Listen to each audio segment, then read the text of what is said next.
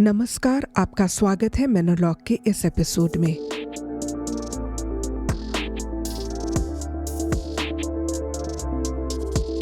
अब तक आपने हमारे साथ मिलकर 16वीं शताब्दी के एनाबैप्टिस्ट अगुओं की जीवन यात्रा सुनी, जिनमें वे अगुए शामिल थे जिन्होंने सत्य और शांति के मार्ग को अपनाया, अपने प्राणों की आहुति तक। आज हम इस सीजन को अल्प विराम देते हुए एक जरूरी प्रश्न पर मनन करना चाहेंगे। सच्चा एनाबैप्टिस्ट कौन है? मैं आपके सामने इस सवाल का उत्तर 5 स्पष्ट और विशिष्ट बिंदुओं में रख रही हूं। 1. सदस्यता नहीं, शिष्यता ही पहचान है। सच्चा एनाबैप्टिस्ट बनने के लिए किसी संस्थागत एनाबैप्टिस्ट कलीसिया की सदस्यता आवश्यक नहीं है। सदस्यता कागज पर दर्ज हो सकती है, लेकिन शिष्यता हृदय में अंकित होती है। वह व्यक्ति जो मसीह की शिक्षाओं का पालन करता है, अहंकार को त्याग कर बपतिस्मा के माध्यम से एक नया जीवन शुरू करता है, वही सच्चा एनाबैप्टिस्ट है। 2. विश्वास जिसका प्रमाण दैनिक अनुशासन और आत्मत्याग हो। एनाबैप्टिस्ट विश्वास केवल उपदेश नहीं, बल्कि जीवन में प्रतिदिन निभाया गया अनुशासन है। यह वह मार्ग है जहां व्यक्ति अपने पुराने स्वभाव को त्यागता है, बुराइयों से दूर रहता है और संयम के साथ आत्मिक जीवन जीता है।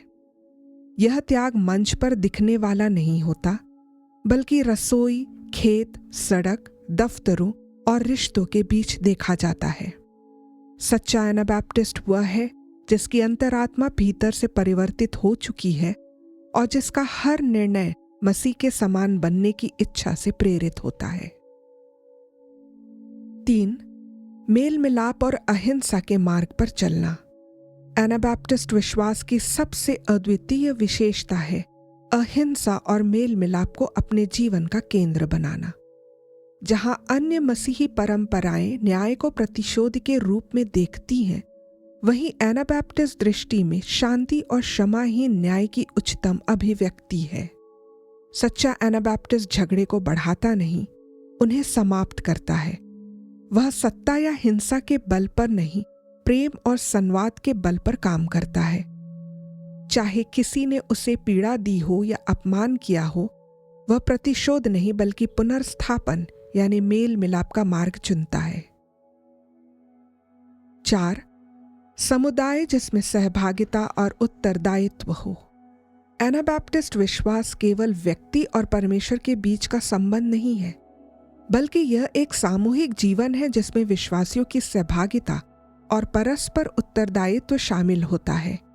यह एक ऐसा समुदाय रचता है जहां हर सदस्य ईमानदारी, पारदर्शिता और जुड़ाव के साथ एक दूसरे के जीवन में भागीदार होता है। यहाँ कोई याजकीय प्रभुत्व नहीं होता, बल्कि हर विश्वासी आत्मिक जीवन में सक्रिय रूप से सहभागी होता है। सच्चा एनाबैप्टिस्ट वह है जो अकेले नहीं चलता, बल्कि दूसरों की कमजोरियों में सहारा देता है और उनकी बढ़ोतरी में सहभागी बनता है। और 5. परमेश्वर के राज्य का वैकल्पिक दृष्टिकोण अपनाना। एनाबैप्टिस्ट विश्वास केवल एक निजी धर्मानुभव नहीं है, यह संसार को देखने और उसमें जीने का एक पूर्णतः भिन्न दृष्टिकोण है। यह विश्व की राजनीति, लालच, हिंसा और प्रभुत्व आधारित संरचना को अस्वीकार करता है। इसके स्थान पर यह एक ऐसे जीवन को चुनता है जो परमेश्वर के राज्य की झलक प्रस्तुत करता है, जहां दीन को ऊंचा किया जाता है, सेवा को महत्ता दी जाती है और सत्ता की जगह सादगी और सत्य का सम्मान होता है। सच्चा एनाबैप्टिस्ट वह है जो अपने जीवन से यह कहता है, मैं इस संसार में हूं पर इसकी रीति पर नहीं चलूंगा। मैं एक ऐसे राज्य का नागरिक हूं जो मसीह द्वारा प्रकट हुआ है।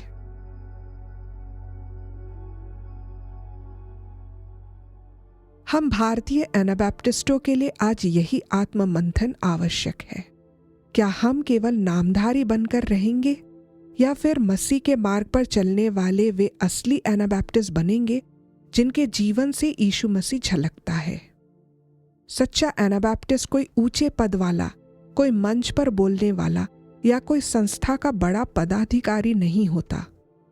सच्चा एनाबैप्टिस्ट वह है जो एकांत में भी मसीह के मूल्य अपनाए, जो भीड़ में भी मेल मिलाप और अहिंसा को चुने और जो अपने निर्णयों से मसीह के पद चिन्हों पर चले।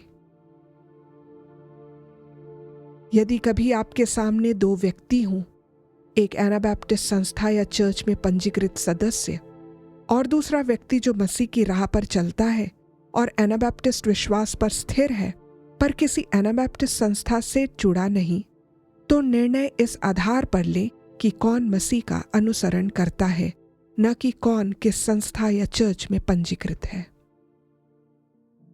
आपका धन्यवाद कि आपने मेनोलॉग की इस यात्रा में साथ दिया। मेनोलॉग के सीजन 1 की 23 कड़ियों की इस श्रृंखला को यहीं समाप्त करते हैं। जब परमेश्वर चाहेगा तब हम मेनोलॉग के सीजन 2 के साथ हाजिर होंगे। इस बीच यदि एनाबैप्टिस्ट इतिहास या थियोलॉजी से संबंधित आपके पास कोई प्रश्न हो तो मुझे लिख भेजें। हम फिर मिलेंगे, लेकिन परमेश्वर के समय अनुसार।